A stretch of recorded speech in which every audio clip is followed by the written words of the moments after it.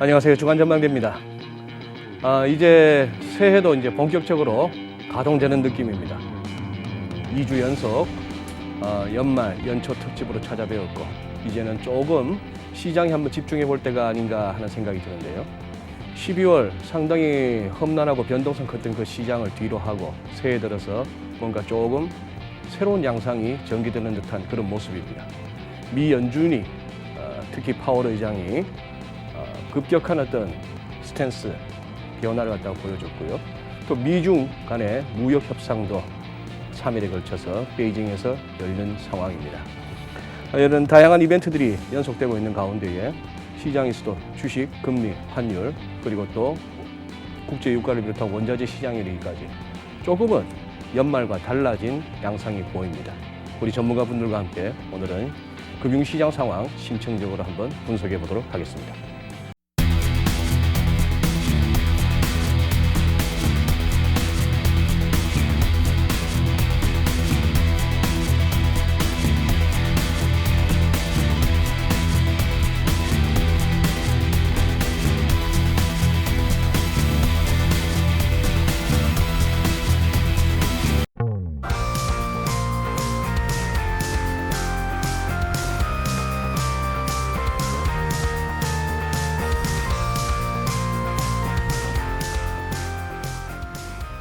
네, 오늘 주간전망대 함께 해주실 전문가 세 분 소개해드리겠습니다. IBK 연금보험의 증권운용부장이시죠? 박정현 박사님 나와주셨습니다. 네, 안녕하세요. 네, 안녕하세요.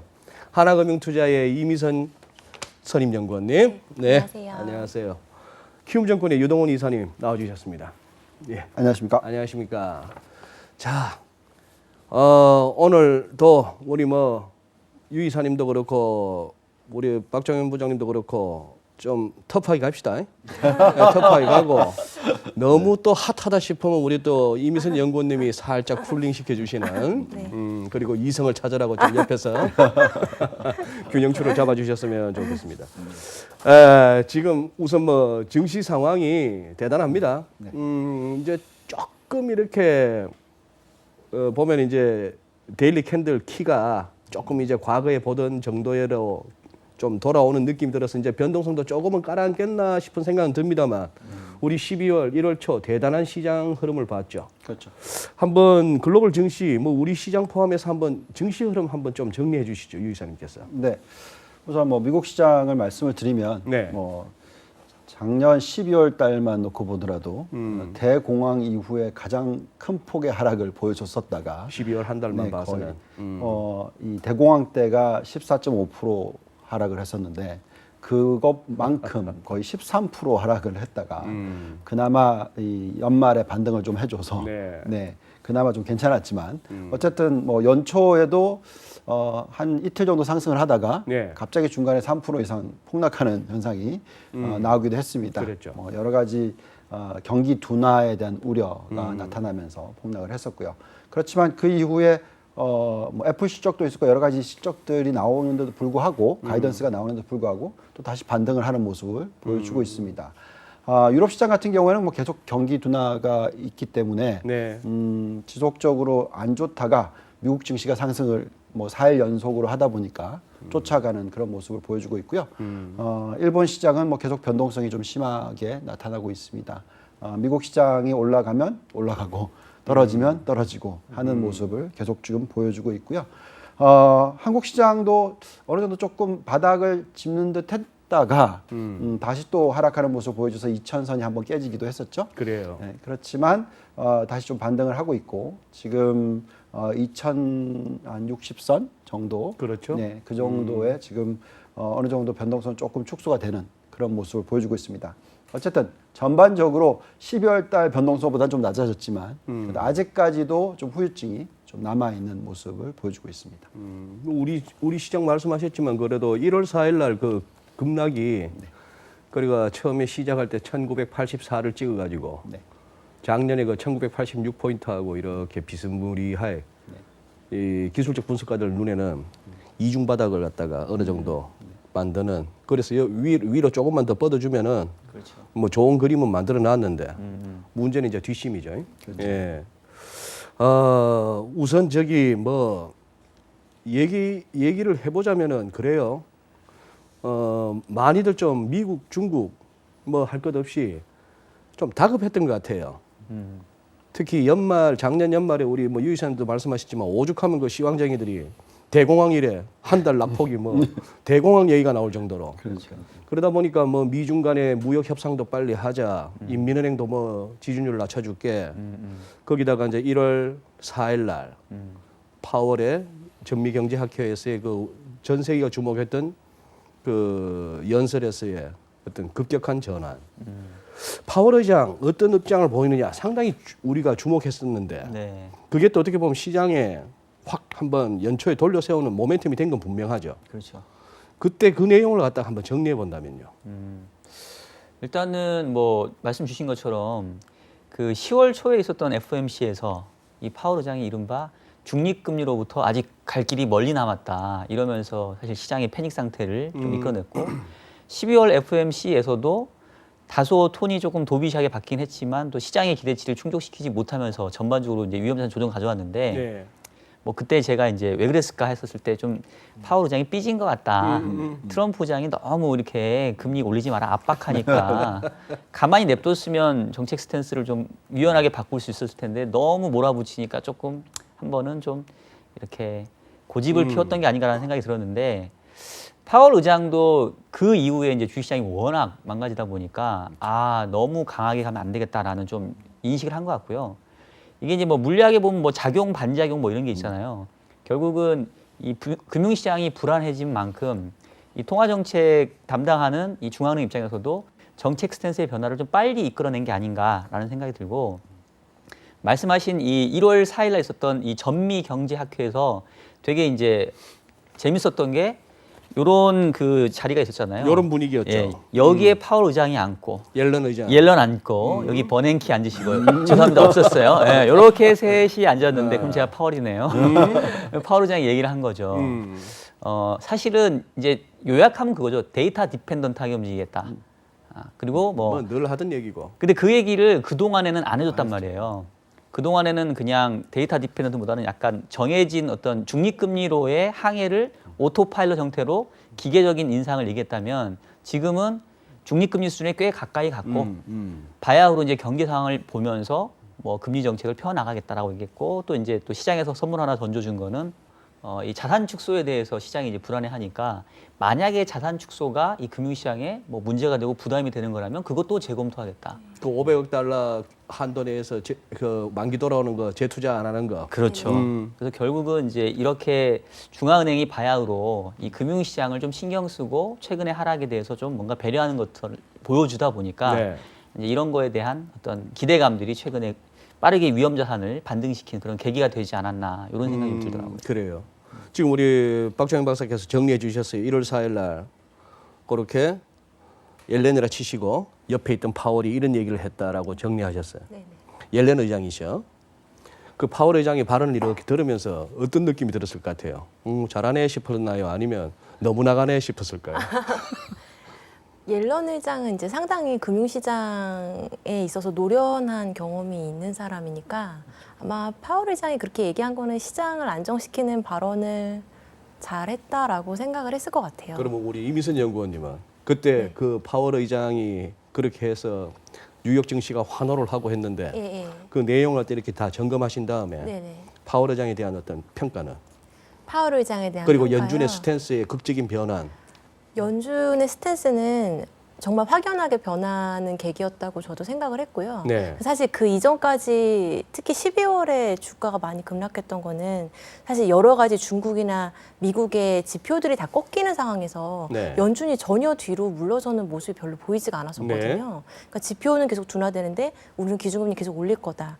사실 이런 이야기들 때문에 이제 장단기 스프레드가 역전까지 가게 되고 이제 극단적인 이제 위험자산 가격에 부담이 있었는데 이제 그런 부분들은 연준이 이번에 입장을 바꾸면서 자산 가격 회복되는 데는 되게 중요하게 영향을 미쳤다고 생각을 하고 있습니다. 그래요. 네. 참 저는 이거 예전에 이제 같이 패널로서 이렇게 함께 방송할 때부터도 이렇게 느꼈고 요즘 우리 주간전망대 제작팀하고도 그런 얘기를 합니다만 정말 보석 같은 우리 주간 전망대 채권 애널들. 첫째,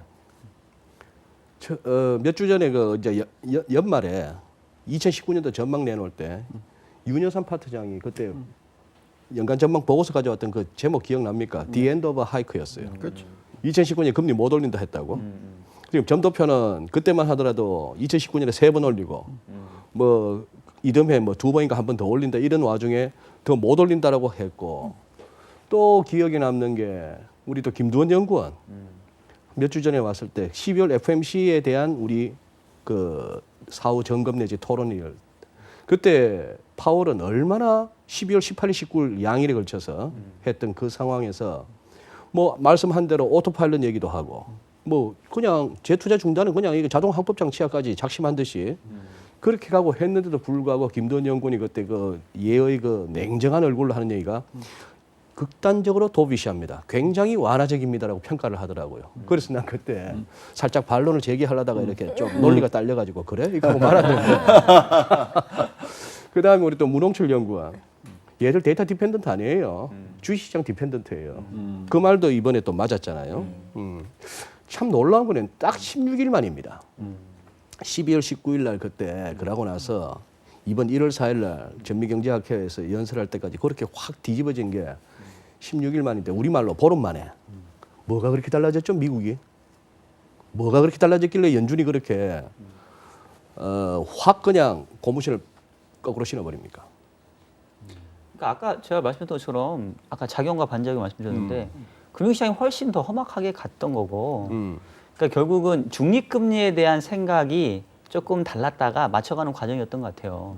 그러니까 연준은 이 중립금리에 대한 기준점을 3.0으로 계속 고수하고 있었는데 이 3.0까지 가는 과정에서 금융시장이 보여주는 거는 3.0은 중립금리보다 훨씬 높은 금리예요.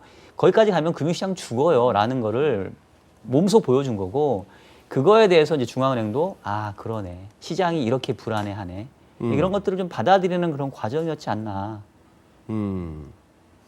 그러면 우리 유 이사님께서는 네. 증권맨으로서 네. 지금 연준이 오락가락하고 있는 왔다 갔다 하는 거 네. 어떻게 평가하세요? 저는 작년 12월 달에 도대체 왜 올렸냐. 작년 12월에 도대체 왜 올랐냐? 왜 그렇게 센 척했냐? 저는 이해가 안 갔거든요. 저희가 들여다보는 건 중앙은행이 해야 되는 여러 가지 요소 중에서 경제 성장률을 안정시키는 부분도 중요하지만 사실 물가가 중요한데 지금 물가 목표치 맨날 얘기하는 게 2%인데 2% 도달도 하지도 않았고 다시 꺾여 내려왔고 뭐 PC는 1.9% 숫자가 계속 나오고 있고 여기에 또 12월 달만 하더라도 유가가 폭락을 했는데 뭐 여러 가지 요소를 놓고 봤었을 때 도대체 아니 왜 그렇게 적극적으로 금리를 벌써 2%나 올린 상황 거의 2% 가까이 올린 상황에서 추가적으로 올릴 필요가 있었냐라고 얘기를 해드렸던 부분이 전 기억이 나고요. 지금도 그 스탠스에 대해서는 변한 게 없습니다. 왜 그러냐면 1989년도 이후에 인터넷이 나오고 나서 네. 전체적으로 저인플레이션 시대의 시작, 흔히 말하는 인플레이션이 낮아지는 시대의 시작, 지금은 IoT 시대 다 포함을 시키면 인플레이션이 아주 크게 치고 올라가는 그런 시나리오가 나오려면 정말 임금 상승률이 높아져야 되는데 그런 숫자가 지금 나올 기미를 안 보이고 있어서 저는 이런 상황에서 왜 꼭 굳이 금리를 여기서 추가적으로 더 2% 정도면 2.5%면 거의 임금 상승률하고 비슷하다라고 저는 생각하거든요. FMC 의사록도 보셨죠? 네네. 그 부분 그때 12월 FMC 때 성명서나 파월 의장이 기자회견하고 이번 FMC 의사록하고는 약간 좀 톤이 다르다는 느낌은 안 받으셨나요? 이번에 이제 FMC에서는 이제 12월 FMC. 네, 12월 FMC에서는 이제 이 연준 위원들이 현재 금융시장 변동성이 되게 높아진 거에 대해서 우려를 한다는 언급들이 좀 있었고요. 네. 그다음에 인플레이션 압력이 그렇게 없기 때문에 금리 인상에 대해서도 페이션트 할 수 있다. 그러니까 금리 인상을 급하게 서두를 필요가 없다라는 언급이 들어갔습니다. 네. 그래서 실제적으로 추가적인 금리 인상의 명분은 상당히 떨어진 거는 맞는 것 같아요. 그러면은 연준의 이런 스탠스 변화가 뭐 22 BOJ 할 것 없이 뭐 인민은행이나 하다못해 우리 한국은행 다른 나라들의 전반적인 통화 정책에 영향을 미칠까요? 어떻게 보십니까? 당연히 미친다고 봐야죠. 근데 우리는 또 깜빡이 켰다며. 한국은행은. 네. 이번 깜빡이는 언제까지 켜놓을란지. 모르겠어요. 이제 깜빡이가 그냥 고장 난 것 같아요. 그냥 그게 디폴트가 되어 있는 건지 모르겠는데 통화 정책 방향 뭐 이렇게 오래 얘기하면서 통화 완화의 폭을 뭐 줄여 나갈 거를 뭐 상황 봐서 검토하겠다 뭐 이런 문구들이 들어간 것 같긴 해요. 근데 사실 뭐 죄송한 말씀이지만 그걸 믿는 사람은 시장창 안에 거의 없고요. 아, 그래요? 근데 이제 질문에 답변을 드리면 결국은 이제 환율이 매개체인 거잖아요. 벌써 이제 달러 인덱스 기준으로 뭐 97.5 이렇게 넘어갔던 게 지금 벌써 95대로 떨어졌으니까 결과적으로 미국하고 다른 국가들의 이 통화 정책의 차별화로 인해서 그동안 달러 강세 압력이 있었던 거고 네. 상대적으로 달러 강세 때문에 자국 통화들이 약세였던 것들은 이제 인플레 압력이 생기니까 같이 좀 금리를 올릴 수 있는 그런 내지는 금리를 올려야 되는 필요성이 제기됐었는데 지금은 달러가 약세로 가니까 다시 다른 통화들의 절상이 이루어지고 그러면 굳이 그쪽에서 또 금리 인상이나 통화 긴축을 서두를 이유가 이제 없어지겠죠.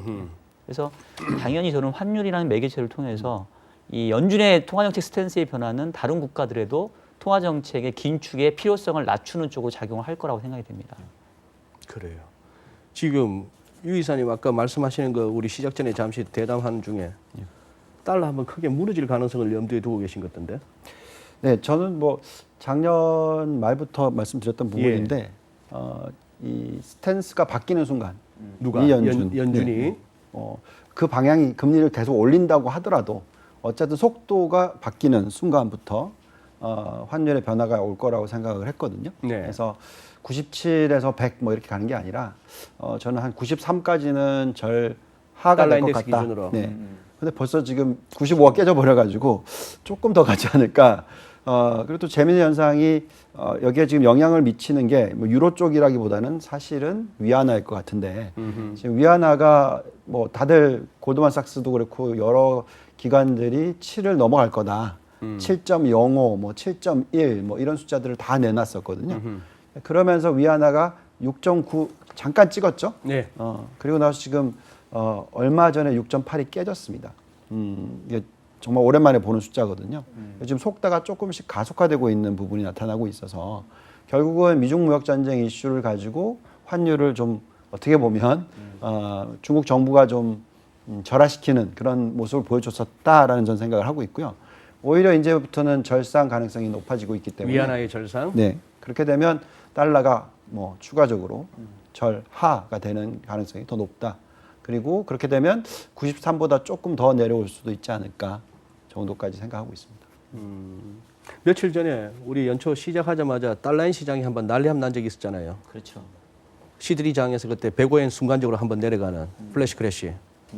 예. 그것도 뭐 예사로운 일은 아니었는데 어떻게 박 부장님도 동의하세요? 달러 약세 가능성에? 뭐 제가 이제 기본적으로 이 달러화에 대한 제 네. 기본적인 개념은 그때도 얘기했던 것처럼 달러 스마일. 달러는 극단적으로 미국 경제가 좋거나 극단적으로 미국 경제가 나쁠 때 강하다.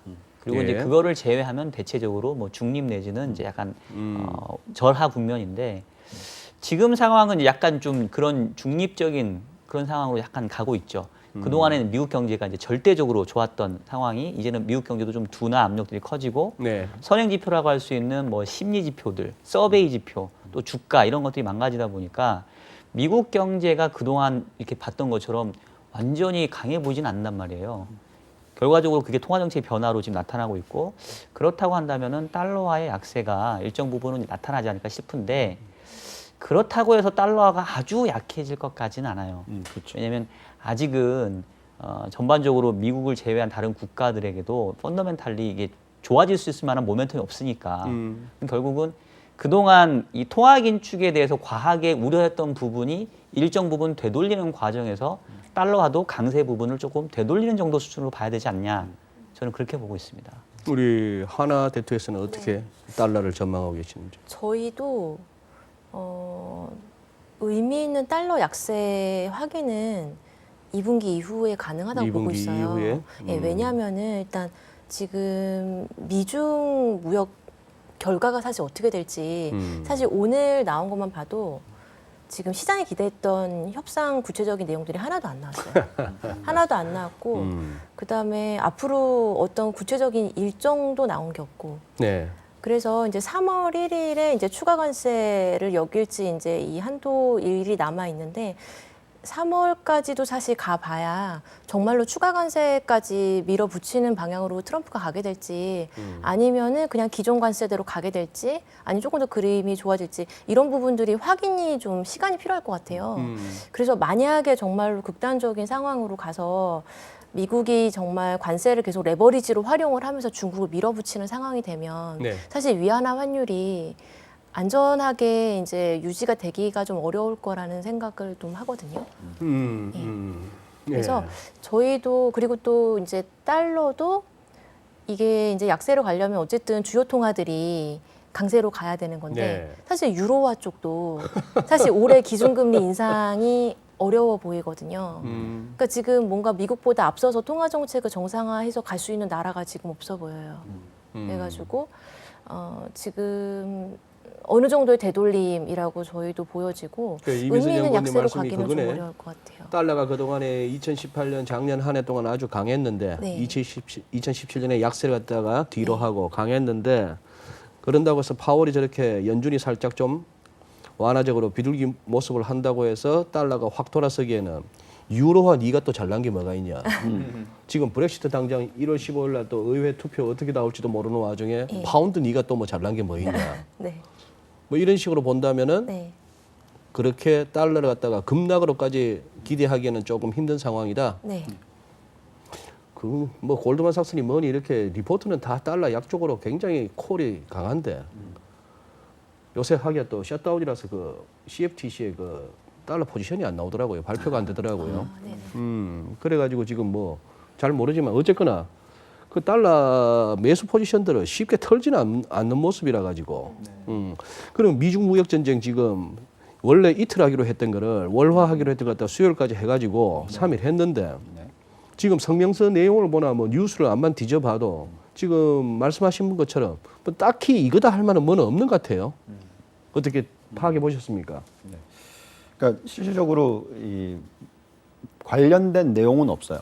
그러니까 아직 뭐 앞으로 또 추가적인 협상이 있을 거니까. 네. 어쨌든 방향을 만들어졌다라고 느껴지는 게 뭐냐면 그 방향은 지난번 부에노스아이레스 12월 초에 그 시진핑하고 예. 트럼프 대통령이 그 방향에서 뭐 조금이라도 더 나간 게 있는가 싶었어. 그렇죠.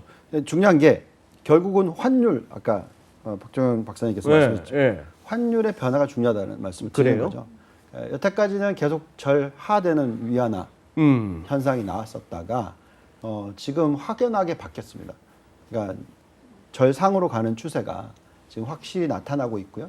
그 협상단이 협상을 끝냈다라는 뉴스가 나왔을 때 지금 아까 말씀드렸듯이 6.78 이런 숫자를 보기 시작했어요.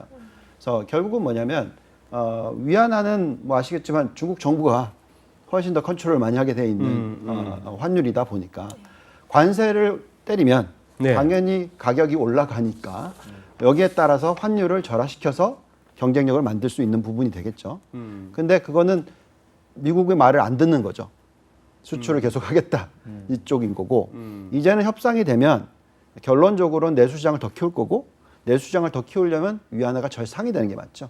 그래서 결국 정부 의지가 굉장히 중요한데 위안화 환율에 있어서는 지금 현재의 환율의 모습은 미국이 원하는 것을 중국이 들어주는 방향으로 가고 있고 그것이 전개가 되고 있다라는 것을 보여준다라는 전 생각을 하는 것이고요.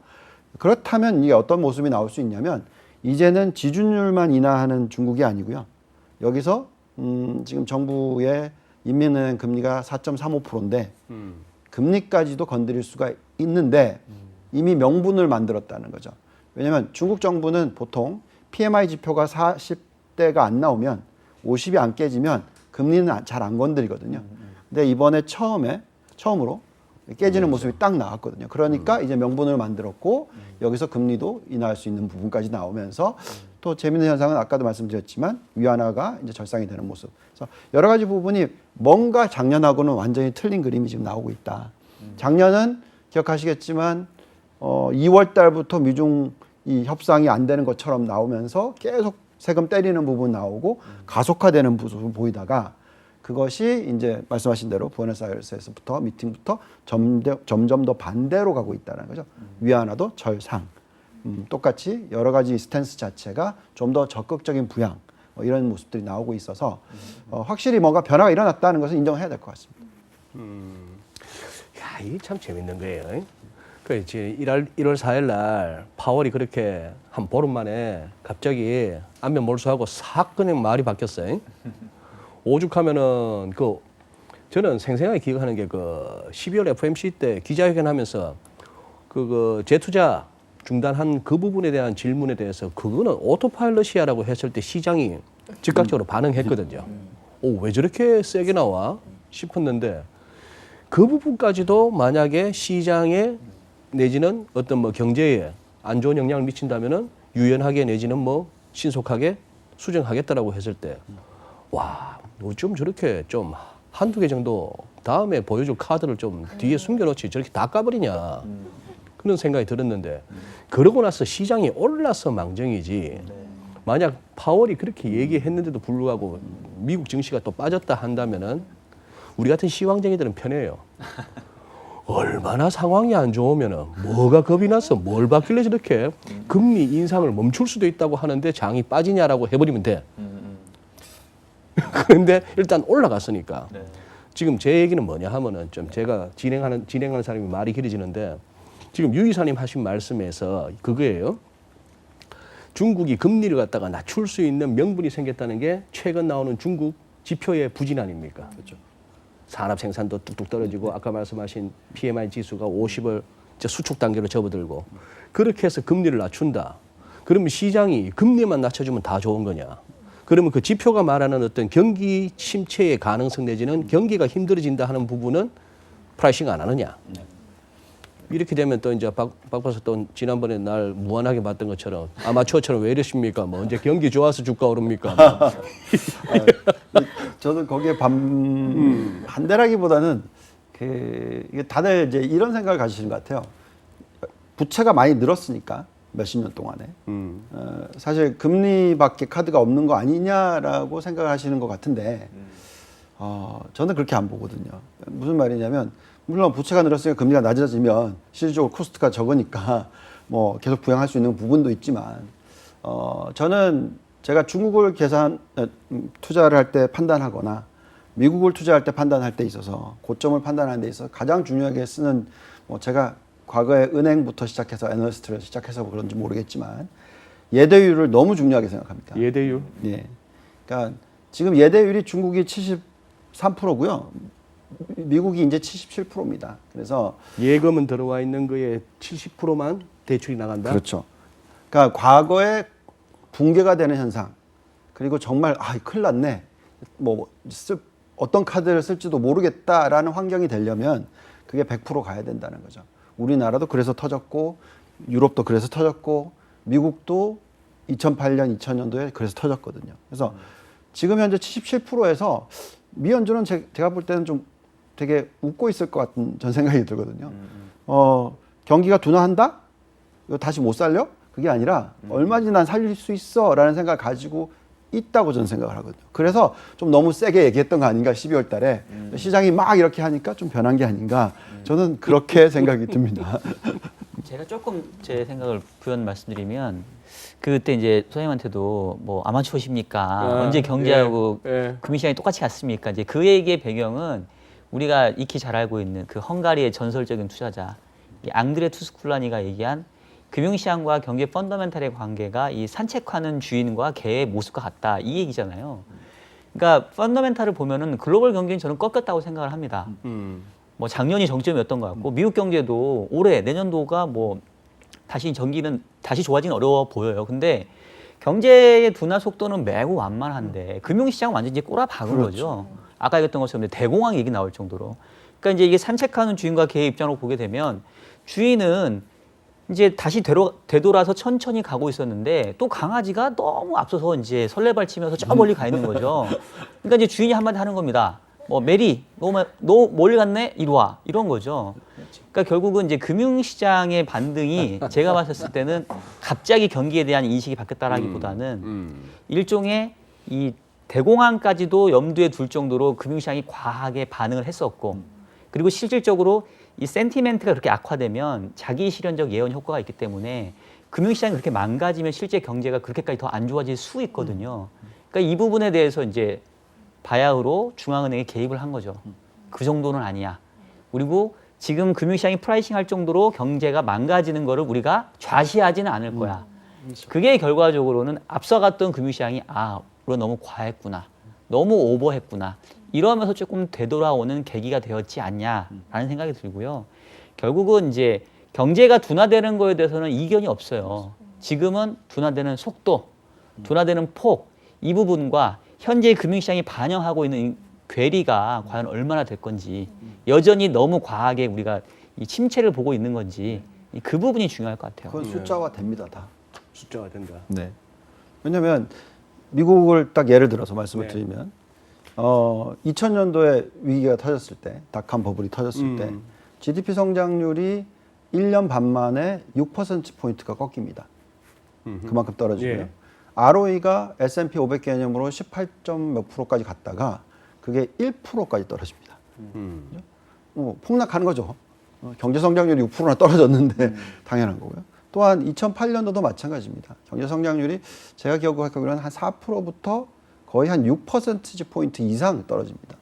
ROE도 뭐 거의 한 15%포인트 떨어지고요. 그래서 결국은 그게 위기, 대공황, 뭐 정부가 어떻게 할 수 없는 뭐 이런 것이죠. 그러니까 마이너스 금리도 나오는 거고 뭐 정말 말도 안 되는 어떤 여러 가지 현상들이 나오는 거고요. 근데 지금은 뭐 둔화 맞죠? 근데 3%에서 2%, 1%포인트 떨어지는 걸 가지고 무슨 ROE가 갑자기 폭락할 것처럼 시장이 움직였다라는 거죠. 그래서 지금 1사분기 실적이 안 좋을 거다고 다 걱정을 하고 있지만 12월 달 실적 나온 발표 내용도 그렇고 제가 볼 때는 당연히 꺾이겠죠. 그렇지만 ROE가 갑자기 18%이던 게 10%, 뭐 5% 이렇게 가는 게 아니다라는 거죠. 그렇다면 말씀하신 대로 시장이 너무 과민 반응을 했으니 거기에 대한 되돌림 현상이 있을 수가 있다는 거죠. 지금 또 미중 무역 협상 얘기하다 보니까 그냥 뚝 끊기는 게 아마 그런 것 같아요. 이미순 연구원님 지적해 주신 것처럼 조금 이렇게 그 이슈에 비해서 나온 결과물이 너무 없죠. 네. 미중 무역 협상 관련해서 뭐 딱히 할 얘기가 없고 김정은을 왜 불렀을까요 하는 얘기는 우리 또 중국 관련한 교수님도 불러서 여쭤보는 게 더 나을 것 같고 또 그냥 뭐 시장으로 가입시다. 그러면 파월 그 변신 이후에 우리 지난 12월 달에 장 빠질 때 그렇게 시황에서 언급했던 장단기 금리 역전 가능성, 뭐 커브가 눕네 어쩌네. 그 이후에 약간 변화가 있었나요? 커브는 이제 눌렸던 부분은 미국은 좀 바닥 찍고 회복되는 모습이고 우리도 장단기 스프레드 좁아졌던 거는 다시 좀 벌어지는 쪽으로 주말 기점으로 해서 이제 달라졌습니다. 그러니까 미국이 계속적으로 기계적으로 금리를 올릴 거라는 부분이 사실 장단기를 누르는 데 영향을 많이 미쳤었거든요. 네, 네. 그 부분의 입장을 사실 확 바꿨기 때문에 장기 쪽 금리가 좀 들리면서 스프레드는 이제 역전됐던 부분은 좀 정상화되는 쪽으로 장기 쪽이 들린 거예요? 아니면 단기가 조금 낮아진 거예요? 장기 쪽이 들렸습니다. 장기 쪽에. 예. 근데 그걸 갖다 꼭 좋은 신호라고 볼 수 있나요? 아니면 오히려 과거 우리 늘 그 장단기 금리 역전 관련한 리포트들 보면은 예전에는 금리 역전이나 역전 직전까지 갔다가 이게 급격하게 또 스티프닝으로 가고 나면은 한 뭐 1년 정도 있다가 경기 침체 들어갔다 하는 그런 어떤 과거에 그걸 갖고 나오잖아요. 이게 이까지 왔다가 지금 이게 역전까지 갈 뻔했다가 지금 이렇게 또 스티프닝 되면은 내년이 걱정되는 거 아닙니까 또? 일단 계속적으로 역전이 진행이 되는 게 아니라 일단 이게 지금 한번 멈췄거든요. 그래서 제가 봤을 때는 어느 정도 미국이 이제 마지막 기준금리 인상이 언제냐 하는 거에 있어서는 지금 조금 시간은 번 것 같아요. 그러니까 지금 금리 인상하는 거를 속도를 조금 늦췄기 때문에 네. 금융시장도 조금 여유가 생겼거든요. 그러면은 아마 미국이 추가로 한 번 정도 저희는 인상을 할 수 있다고 보고 있어요. 예. 상반기. 예. 이제 그러고 나서 이제 아마 금리 인상이 멈출 것 같고 만약에 계속 연준이 태도를 안 바꿨다고 하면 아마 추가 인상을 못하는 방향으로 가지 않았을까라는 생각을 합니다. 시장 흐름이 예. 금융시장이 더 이제 깨지는 방향으로 가게 됐을 것 같아요. 연준은 자기들이 시장 갖고 논다고 생각하는지 몰라도 어떻게 보면 시장이 또 연준을 엄청 겁박을 해요. 그렇죠. 그렇죠. 피철철 흘려가면서까지. 예. 예. 그렇죠. 우리 지금 국내 채권 시장 분위기 좀 전해주시죠. 국내 채권 시장은 이제 미국 같은 경우에는 3.26 정도, 미국 10년 기준으로 3.24까지 올라갔던 게 한 70bp 정도, 투자 정도 하면서 급락을 했었거든요. 네. 그래서 미국 쪽 금리가 많이 빠졌었고, 근데 우리나라는 그 이전에 한 8월 정도부터 해서 금리가 먼저 많이 빠졌던 부분이 있었기 때문에 미국이 많이 빠지는 동안도 우리가 한 20bp 정도만 이제 하락을 했었거든요. 그래서 지금은 일단 3년 금리는 기준 금리랑 거의 비슷하게 1.80이고요. 그다음에 10년 금리는 이제 1.9가 채 안 되는 정도까지 상당히 이미 레벨은 좀 많이 낮아진 상태입니다. 예. 예. 그래서 일단 좀 레벨이 일단 많이 낮아지고, 근데 그렇다고 해서 국내 경제나 이런 부분이 금리가 많이 올라갈 수 있는 부분도 없고, 그래서 좀 박스 안에 좀 갇혀 있는 상태입니다. 그것은 그러면 일단 제가 드는 그거 우리 일반 개인들에 이르기까지 투자자들 입장에서 작년처럼 막 한 달 동안에 빠지는 낙폭이 뭐 대공황 이래 어쩌고 저쩌고 이 정도까지 장을 겪고 나면은 아이고야 무서워라. 소위 말하는 안전자산. 그러면 이제 펀드 중에도 채권형 펀드 한번 들다봤을 때 지금 말씀하시는 그런 어떤 3년물이나 뭐 할 것 없이 수익률 수준이 그 정도면은 딱히 은행 금리보다 나을 것도 없거든요. 그잖아요. 그렇죠.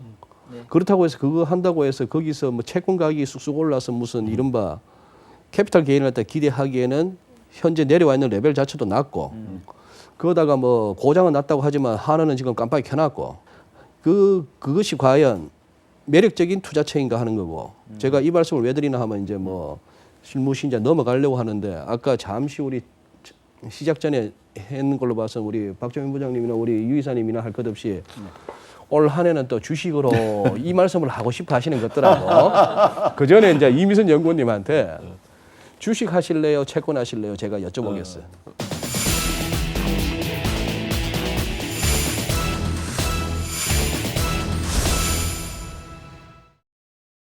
아까 잠시 우리 시작 전에 했는 걸로 봐서 우리 박정민 부장님이나 우리 유 이사님이나 할 것 없이 올 한 해는 또 주식으로 이 말씀을 하고 싶어 하시는 것더라고. 그 전에 이제 이미선 연구원님한테 주식 하실래요? 채권 하실래요? 제가 여쭤보겠어요. 어떻게 하실래요? 본인의 돈 어디다 태우실래요? 저는 채권이요. 채권에 태우신다. 조금 부연 설명까지 해주신다면. 그러니까 올해 연간으로 봤을 때는 네. 위험 자산에 그렇게 큰 돈을 싣고 싶지는 않아요. 예. 그러니까 펀더멘털 부분이 둔화되는 흐름에서 반등할 수 있는 폭이 좀 제한적일 거라고 보고 있고 지금의 어떤 투자 심리가 회복되면서 위험 자산이 반등하는 거 지금의 어떤 흐름은 뭐 합리적으로 나타날 수 있는 흐름이라고는 보고 있어요. 근데 추세적으로 갈 수 있는 부분은 아닌 것 같아서 크게 기대할 수 있는 부분이 크지 않을 것 같아요. 그래서 저는 채권 쪽 안에서 아마 투자를 아주 논리 정연하면서도 굉장히 좀 근엄하면서도 무서운 눈빛으로 이렇게 나는 채권을 태우겠다고 하셨어요. 자 이제 두 분이 한번 위험 자산에 한번 불을 지펴 보시죠. 우리 유 이사님 먼저 한번. 제가 먼저 할까요? 일단 네. 질문을 이렇게 한번 해볼게요. 애플이 한번 홍역을 치렀는데 네. 대충 끝났다? 워렌 버핏 한 30% 터진 걸로 아는데. 자, 이렇게 보셔야 될 것 같습니다.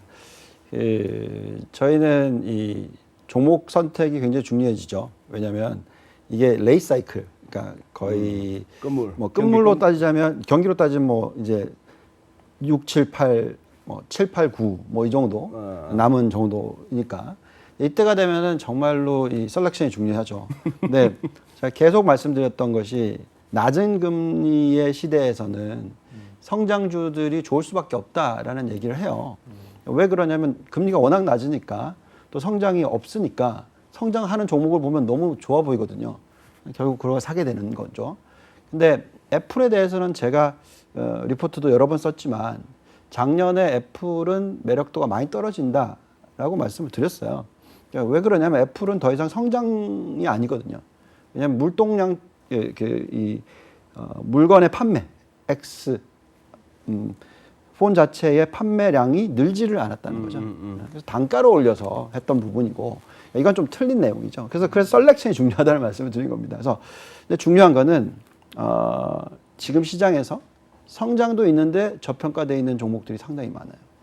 이게 참 예를 들면 특히 미국 바이오 업종. 그래서 제가 올해 연초부터 작년 말부터 노래를 부르고 있는 업종이 미국 바이오 업종이다라고 얘기를 하고 있고요.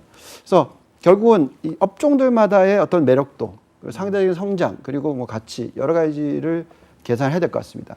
자, 근데 여기서 아까 말씀하셨듯이 워런 버핏이 엄청나게 깨졌다. 애플에서. 자, 그렇다고 해서 그러면 애플을 지금 던져야 되느냐라고 또 보지는 않는다는 거죠. 왜냐? 과거의 워런 버핏 스타일 자체는 가치주 투자지 않습니까? 그래서 그리고 IT는 자기는 투자 못하겠다라고 했던 사람이에요. 근데 왜 애플을 샀을까요? 간단하게 얘기해서 애플이 더 이상은 성장주가 아닌 가치주로 변해간다는 거죠. 그래서 이미 배당 성향을 놓고 봤을 때 주주 환원 정책을 놓고 보면 애플도 연간 일드가 금리인 2%보다 훨씬 높게 나온다는 거죠. 그러니까 바닥을 잡아준다는 거고요. 그래서 결국은 가치주를 사야 되느냐 성장주를 사야 되느냐 뭐 여러 가지 종목들이 있습니다만 결국은 펀더멘탈이 받쳐주는 종목들은 올해도 괜찮다. 그래서 그런 종목을 발굴하고 말씀을 드리는데 저는 굉장히 좀 많은 노력을 요즘에 하고 있다라고 말씀드리겠습니다. 애플은 그렇다 치고 네. 이번에 삼성전자하고 LG전자 실적 나왔잖아요. 네, 그렇죠. 삼성은 18% 줄었고 그렇죠. 뭐 그런 식이고 LG전자는 80%인가? 뭐 그럼에도 불구하고 우리 박 박사 말이 맞아요. 뭐 경기 나쁘다고 주가 빠집니까 하는 그날 이후로 올라. 그날 올랐어요. 이후로 올라. 예. 하이닉스는 10% 올랐습니다. 네, 네. 이틀 동안. 네. 이틀 동안. 와우. 네. 그러면 그런 식의 실적이 나옴에도 불구하고 올라가는 이것이 지속 가능하다? 자, 또 비슷하게 넘어가서 과거에 우리가 이 디램 시장이라든지 반도체 시장을 볼 때는 우리가 굉장히 딥시클컬이라고 했습니다. 굉장히 변동성이 심한. 그러니까 뭐 ROE가 갑자기 마이너스로 갔다가 엄청나게 플러스로 갔다가 이거를 굉장히 많이 하는 거라고 얘기를 했지만 이게 인더스트리가 바뀌었다는 거죠. 산업이. 그래서 이제는 뭐 플레이어가 몇 명이 있겠습니까? 삼성, 하이닉스, 마이크론 뭐 이 정도로 하는 거죠. 그래서 약간 이제 애플이 판매가 좀 안 되니까 꺼지긴 꺼졌지만 그렇다고 해서 이게 적자로 가는 게 아니라는 거죠. 그래서 무슨 말씀을 드리는 거냐면 그 변동성 자체가 많이 줄었어요. 변동성이 줄다 보니까 결국은 이 종목도 점점 성장주에서 가치주의 스타일로 변해간다라는 거죠. 그래서 삼성전자의 ROE가 물론 당연히 하락하겠죠. 근데 이게 마이너스로 가느냐? 아니죠. 뭐 20% 이상의 ROE가 나오는데 PBR이 1배다. 자, 이렇게 되면 뭐 이 정도 되면 더 이상은 안 팔지 이렇게 된다는 거죠. 그래서 결국은 이런 우리나라의 대표적인 종목이 굉장히 시크컬했는데 이 인더스트리가 바뀌다 보니까 4차 산업혁명 때문인지 뭐 여러 가지 이유가 있다 보니까 컨solidé이션이 일어나서 그렇던지 그래서 결국은 이 수익 구조 자체가 많이 변해서 어쩔 수 없이 시장도 그 변동성 자체가 많이 줄어든다는 거죠. 그러면 제가 우리 주간 전망대를 갖다 이렇게 매주 시청해 주시는 우리 독자분들 입장에서 또 투자자들 입장에서 한번 여쭤볼게요. 미국에서는 저평가된 그 성장주로 바이오가 많이 한국은 같은 논리로. 그러게요. 참 찾기 어렵습니다. 왜? 우리는 벌써 한 번 다 해먹었나? 이게 그런 안타까운 게 네. 우선 어쨌든 뭐 당연히 IT는 그래도 시클클이죠. 그래서 IT는 많이 죽었지만 그래도 시클클이라는 거죠. 그래서 삼성전자의 실적이 예를 들어서 올해 마이너스 20%다. 근데 주가가 막 치고 올라가기는 좀 어렵다라는 거죠.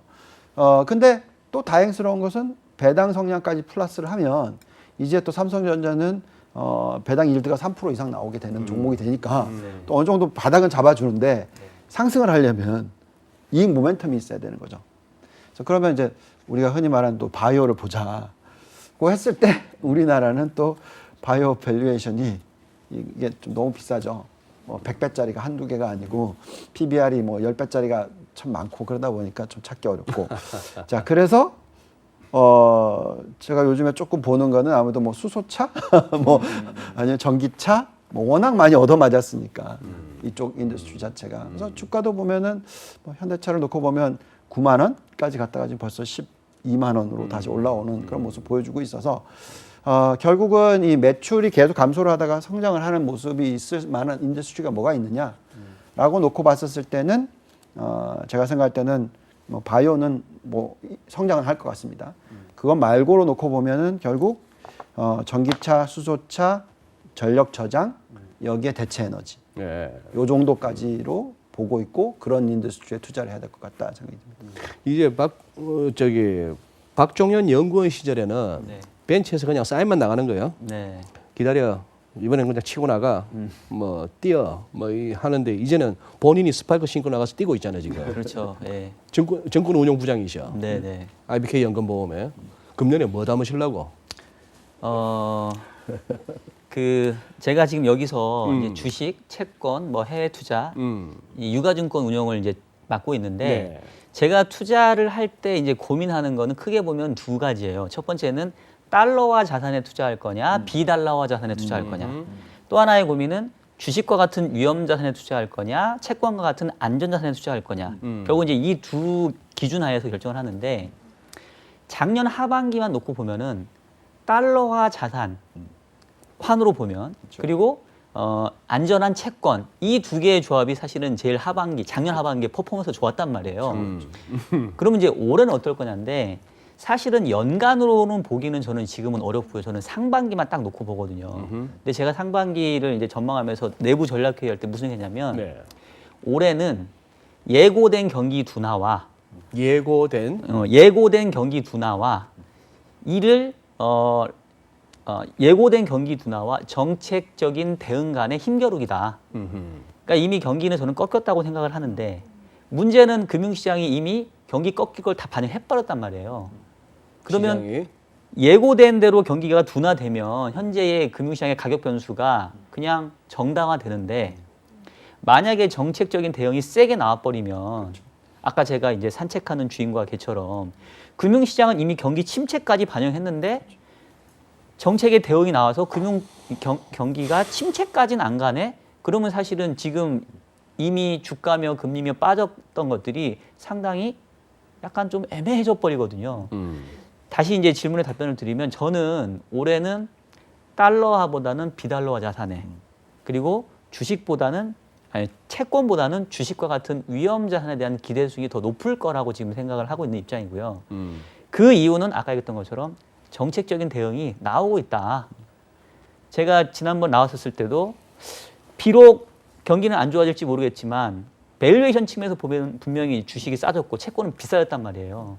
그러면 이런 상황에서는 확률적으로 이 싼 쪽에서 기회를 찾아야 되고 저는 모멘텀을 기다릴 겁니다. 근데 그 모멘텀의 변화는 정책의 변화입니다. 저는 이런 얘기를 했었는데 트럼프가 최근에 약간씩 달라지는 모습들을 보여주고 있고 연준도 그와 박자를 맞춰하고 있기 때문에 제가 봤었을 때는 하반기까지는 모르겠어요. 그렇지만 상반기만 놓고 본다고 한다면 앞서 나간 경기 침체를 반영했던 금융시장이 거꾸로 되돌리는 과정에서 오히려 채권보다는 주식과 같은 위험 자산에 대한 기대 수익률이 상반기에 더 높지 않을까. 특히나 대부분 제가 이 전략하시는 분들 얘기를 들어보면 올해 시장을 주식 같은 경우 상저하고를 봐요. 상반기는 안 좋다가 하반기 좋아진대요. 근데 제가 느낀 생각은 상반기 안 좋을 거 이미 작년 말에 다 반영했고 오히려 그래서 하반기 좋을 거에 대한 기대가 상반기에 땡겨진 형태로 어쩌면 주가가 이미 바닥을 찍고 쌍바닥을 찍고 의외로 상반기가 주식시장이 강세를 보일 가능성이 상당히 커지고 있지 않냐. 저는 그런 생각을 하고 있어요. 이미순 연구원님의 도움이 필요합니다. 저는 약간 DNA에 내 자체적으로 분석해 보면은 불보다는 베어가 좀 이렇게 짙은데 DNA의 색깔이 이 말 잘하는 두 오빠 얘기 듣다가 내가 지금 훅 빠져들고 있어요. 한번 뭔가 좀 정신 차리는 멘트 하나 날려주세요. 일단 한국이나 미국이나 기업 실적의 하향 조정이 언제 마무리가 될 건지가 중요한 것 같아요. 그래서 국내 기업들도 아직 진행이 되고 있고 미국도 IT 기업들을 보면 에비타 마진이 이제 에비타. 둔화되고 있거든요. earnings 네. before 예, 그 interest 이자, 예. and tax 그 맞나요? 예, 그 디프리시에이션하고. 오케이. depreciation까지. 예. 그래서 이제 미국 쪽 특히나 IT 기업 같은 경우에 실적 조정이 아직 마무리되지가 않았을 거란 생각이 들고요. 그 다음에 정책이 적극적으로 아마 나온 다음에 이제 위험자산의 가격의 반등이 나올 수 있을 것 같은데 일단 미국 같은 경우에는 금리 인하를 일단 올해 안에 하기는 어려울 것 같아요. 안 할 겁니다. 좀 너무 그러면은 그냥 동결 상태인 거일 네. 것 같고, 그 다음에 정책을 지금 적극적으로 쓰는 게 이제 중국인데요.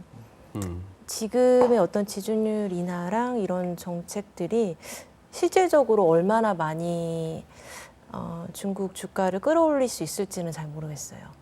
그러니까 이게 대대적으로 위험자산의 반등이 나오려면 사실은 연준이 움직여줘야 될 것 같거든요. 네. 근데 사실 누가 생각하더라도 너무 이른 거잖아요. 지금 뭐 추가 인상 할 수 있고 이런 이야기를 하고 있는 와중에 인하 얘기는 아닌 거니까. 그래서 물론 이제 그동안 많이 하락했던 거에 대한 반등에 대해서 저도 충분히 동의를 하는데 연준이 이제 적극적으로 움직여야만 사실은 위험자산의 의미 있는 반등이 저는 나올 수 있을 거라고 보고 있습니다. 여기서 이제 우리 극강세론자 우리 키움증권의 유동원 이사 그리고 뭐 벤치에서 사인을 내나 직접 그라운드에 나가서 뛰나 양쪽 다 탁월한 능력을 보여오신 우리 박정현 부장께서 이렇게 저 같은 곰도 훅 빠져들 정도로 이제 약을 파셨어. 자, 약간 연초고 하니까 뭐 쭉 해서 다음 기회에 그 다음 기회에 또 다른 패널 분들과도 나눠야 되겠습니다만 이미순 연구원님이 조심스럽게 말씀하셨는데 숨겨진 리스크는 없나요? 지금 리스크라는 것은 대부분 다 예상했던 부분이 되겠죠. 그게 경기 침체로 넘어가느냐 안 넘어가느냐 하는 부분이고 저는 그걸 책값을 굉장히 열심히 하는 뭐 여기서 좀 변명이라기보다는 좀 다르게 말씀을 드리면 과거에 97년, 98년 터지기 전에도 그렇고 2008년 터지기 전에도 그렇고 제가 들여다봤던 여러 숫자를 놓고 계산했었을 때 저는 시장이 폭락할 거다라는 얘기를 정말 많이 했기 때문에 회사를 그만뒀어야 되는 시기도 있었거든요. 용감하셨다. 예. 지금도 똑같은 생각입니다. 제가 뭐 소장님께서 그 작년 말에 비관론자들이 대부분이었고 긍정론자는 전혀 없지 않습니까? 그죠? 그래서 저는 제가 보는 숫자로 놓고 보면 여기다 대놓고 베어의 얘기를 할 수가 없다라고 말씀을 드리는 거라서 또 다시 되돌아가면 97년, 98년에 금융위기가 아시아 지역에서 터졌죠. 아시아에서 그리고 나서 미 연준이 큰일 났네 하고 금리를 빠르게 3번을 내립니다. 아주 단기간에.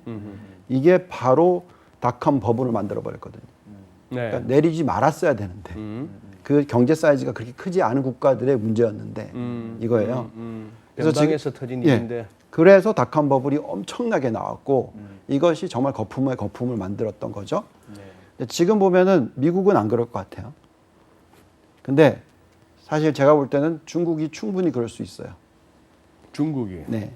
중국이 지금 보면 걱정을 너무 많이 해서 오히려 금리를 제가 생각할 때는 안 내려도 될 텐데 금리를 빠르게 내릴 수도 있습니다. 제가 판단할 때는. 만약 그렇다면 또 거품이 일어납니다. 그래서 지금은 제가 생각할 때 리스크라는 게 이미 다운사이드 리스크는 이미 정말 너무 많은 분들이 다 계산을 했고요. 저는 오히려 리스크라는 게 업사이드 리스크가 충분히 있을 수 있다. 우리가 정말 중국 정보를 제대로 파악 못하고 있을 수도 있다라는 게 전 중요하다고 생각합니다. 우리가 용어가 다운사이드는 리스크라 하는데 업사이드도 리스크라고 하나요? 리스크가 될 수 있습니다. 업사이드가 리스크가 예. 되나? 예. 제가 이제 리서치를 뭐 한 12년 넘게 하다가 예. 이제 투자 쪽에 온 게 사실 1년밖에 안 된 아주 이제 신입생인데 제가 비록 짧은 1년이라는 투자 기간 동안 이제 뭘 느꼈냐면 업사이드가 리스크라는 거예요. 가격 변수 측면에서 가격이 하락하면요. 돈 있으면 사면 됩니다. 특히 저희 같은 보험사들은 어차피 돈이 계속 들어오기 때문에 가격이 빠지면 좋아요. 어차피 살려고 했는데 빠졌으니까. 싸게 사니까 근데 문제는 가격이 올라섰을 때가 더 문제입니다. 포지션은 없는데. 그렇죠. 내가 주식을 사려고 했는데 내가 채권을 사야 되는데 이게 가격이 올라 버렸어요. 내가 지금보다 싼 가격일 때도 손이 안 나가서 못 샀는데 내가 이미 올라버린 가격에서 이거를 손을 낸다라는 거는 업사이드 더 리스크가 어려워지거든요. 근데 이게 더 올라가면 올라갈수록 정말 나중에 상황에 몰려서 하면 그때가 또 고점. 그래서 저는 업사이드가 리스크가 될 수 있다는 거에 대해서 너무 그 실감을 많이 했고요. 아까 이제 리스크 전망에 대한 저희가 이제 약간 불하게 시장 위험자산을 네, 보니까 네. 그러니까 저는 뭐 아까 얘기했던 것처럼 올해 내내 위험자산이 좋을 겁니다라고 생각 안 해요. 제가 지금 보고 있는 거는 아까 얘기했던 것처럼 과했다. 금융시장의 공포가 과했다.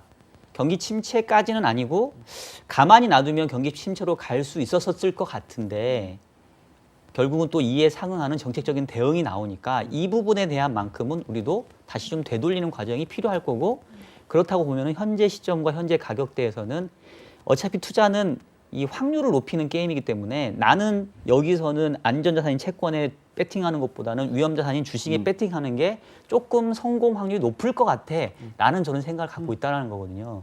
근데 거꾸로 이렇게 해서 정말로 가격이 또 반영되면 그때 또 반대로 가야 되겠죠. 그래서 그 부분이 조금은 다시 한번 설명을 해주고 싶고 제가 보는 리스크는 뭐냐면 작년 연말과 올해 초 가장 달라진 건 두 가지예요. 첫 번째는 가격이죠. 가격이 비쌌다가 그때는 떨어지는 과정이었고 지금은 이제 싼 바닥에 있기 때문에 그래서 재료에 대한 민감도가 다른 겁니다. 똑같은 재료지만 가격이 싸지면 조금 더 좋은 쪽을 보려고 하는 그런 게 생기는 게 첫 번째고요. 두 번째는 작년에 공포감으로 이 침체에 대한 우려를 했던 이유는 하나는 이 연준의 무지막지한 시장 나몰라라 하는 정책. 두 번째는 미국과 중국의 긴장이 강화되는 부분이었는데 이게 작년 연말부터 조금 풀리는 방향으로 가기 때문에 그 부분이 아마도 과한 어떤 이 투자 심리들을 조금은 되돌려줄 수 있지 않을까.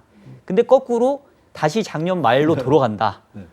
트럼프가 중국하고 잘해보려다가 아우 뭐 안 맞아.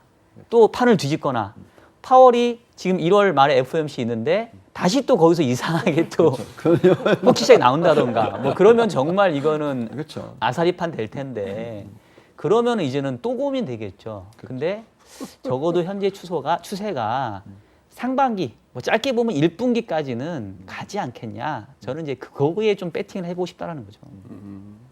이렇게 저는 뭐 저 스스로도 차티스트라고 자부를 합니다만 차트만 보고 있으면은 그런 느낌이 들어요. 작년에 막 너무 급하게 올라갈 때 꺾이기 전에 증시 기준으로 그때 이렇게 보면 별 거래 없이 가요. 별 거래 없이 갔다가 거래 없이 올라갔던 구간은 빠질 때도 쉽게 빠지잖아요. 그러면서 이제 올라갈 때도 캔들이 막 이렇게 크고 빠질 때도 뭐 소위 말하는 다우 600포인트, 800포인트 이런 장이 막 나오잖아요. 우리한테 다우 기준으로 해서 한 100포인트 내외 뭐 조금 많이 올랐다 해도 한 150, 70 이런 게 이제 리저너블하게 그렇게 꾸준하게 가주면 좋은데 600포인트 뭐 이런 거는 좀 그렇잖아요.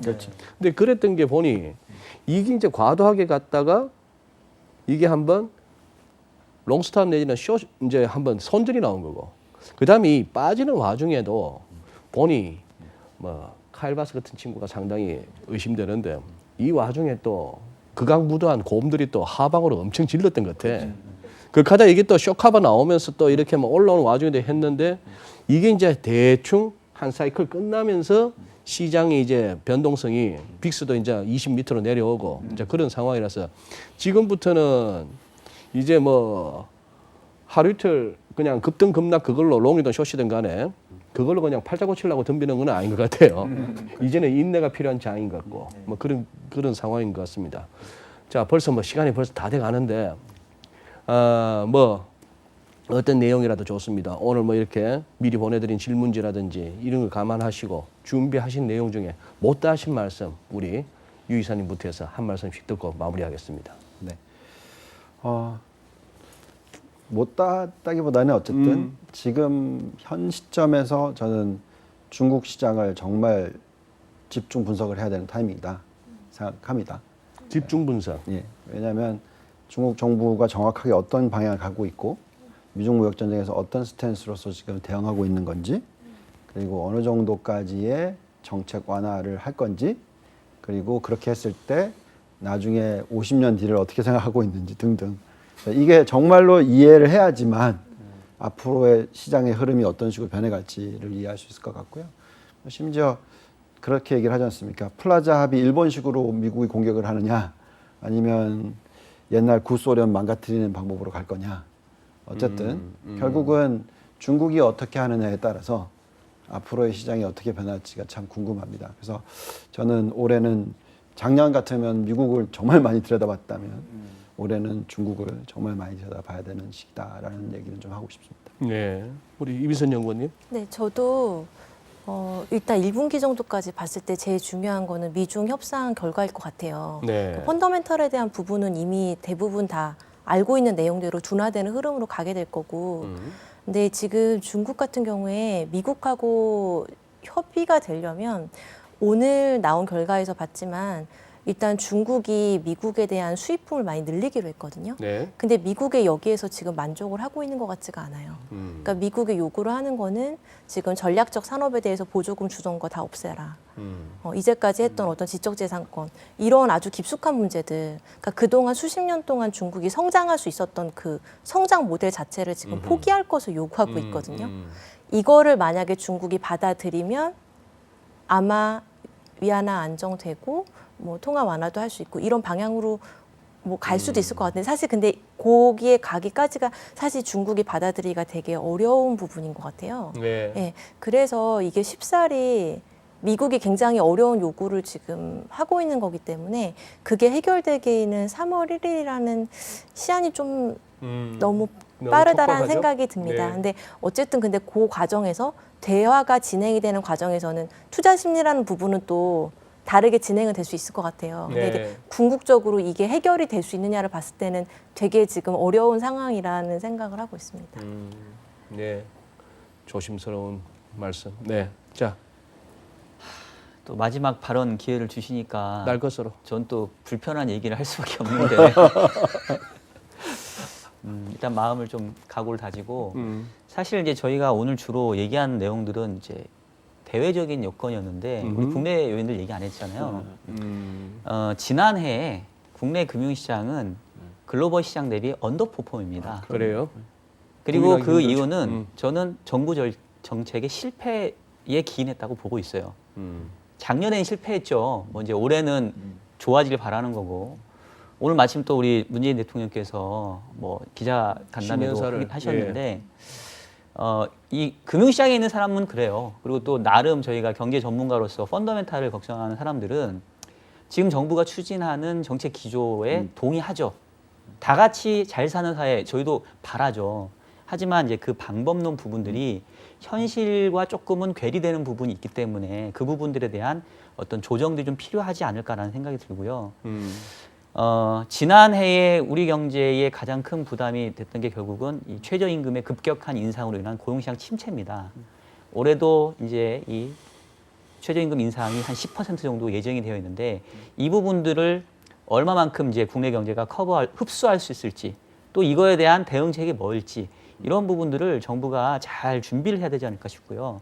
정부 정책이 작년보다는 조금 더 시장 친화적이라고 한다면 이런 저희들이 좀 더 위험자산에 대한 기대 순위를 조금 더 높게 볼 수 있을 것 같은데 역시 올해도 그런 모습이 보여지지 않는다면 아무리 글로벌 어떤 금융시장의 여건 자체가 우호적으로 변한다 하더라도 역시 우리 금융시장에서는 다시 또 안전자산을 찾아야 될지도 모르겠다. 저는 그 부분이 다시 한번 우리가 좀 새해를 시작하면서 고민해야 되지 않을까 싶습니다. 예. 좋은 말씀이시다. 좋은 말씀입니다. 예. 오늘은 뭐 여기서 마무리해야 될 것 같습니다. 조금 그냥 제 느낌상으로는 제롬 파월과 미중 무역 협상 실무급, 차관급 협상 시작이라고 하는 어떤 시장 우호적인 재료의 약발이 조금 이제 떨어질 만한 시점은 접어든 것 같아요. 다시 이제 좀 더 펀더멘털로 이제 눈길을 돌리고 그 이후에 나오는 정책이 얼마나 구체성을 띠고 있고 시장에 먹힐 만한 그런 것들인가 하는 거, 뭐 이런 부분들을 이제 살피며 계속 가야 되지 않겠느냐 하는 생각을 하게 되고 또 계속해서 또 세 분은 또 주기적으로 나오셔서 또 좋은 인사이트를 또 나눠주시면 감사하겠습니다. 오늘 여기서 마무리하겠습니다. 고맙습니다.